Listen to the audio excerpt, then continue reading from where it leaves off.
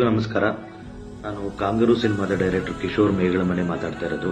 ನಾನು ಕೊಚ್ಕೊಂಡು ಹೇಳ್ತಾ ಇಲ್ಲ, ನಾನೇನೋ ದೊಡ್ಡದಾಗಿ ಮಾಡಿದ್ದೀನಿ ಅಂತ ಹೇಳ್ತಾ ಇಲ್ಲ. ಬಟ್ ನೋಡಿದವ್ರು ನನಗೆ ಹೇಳ್ತಾ ಇದಾರೆ ತುಂಬಾ ಚೆನ್ನಾಗಿ ಮಾಡಿದ್ದೀರಾ ಅಂತ.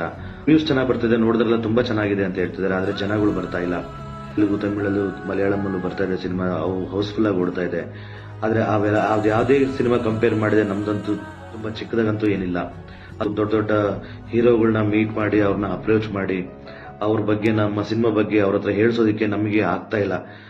ಈ ವಿಡಿಯೋ ಮುಖಾಂತರ ಕಳಕಳಿಯಿಂದ ಕೇಳ್ತಿರೋದೇನಪ್ಪ ಅಂದ್ರೆ, ನಮ್ಮ ದೊಡ್ಡ ಮನೆ ಶಿವಣ್ಣ ಅವರು, ಉಪೇಂದ್ರ ಸರ್ ಅವ್ರಿಗೂ, Darshan sir, Sudeep sir, Duniya Vijay sir, Yash ಅವರು, ತಾವೆಲ್ಲ ದೊಡ್ಡ ದೊಡ್ಡವರಿದ್ದೀರಿ. ಗಣೇಶ್ ಅವರು, ರಕ್ಷಿತ್ ಶೆಟ್ಟಿ ಅವರದು, ದರ್ಶನ್ ಸರ್, ನಿಮ್ಮ ಮೆಜೆಸ್ಟಿಕ್ ಇಂದ ಕಾಟೇರವರೆಗೂ ಸಿನಿಮಾ ನೋಡಿದೀನಿ.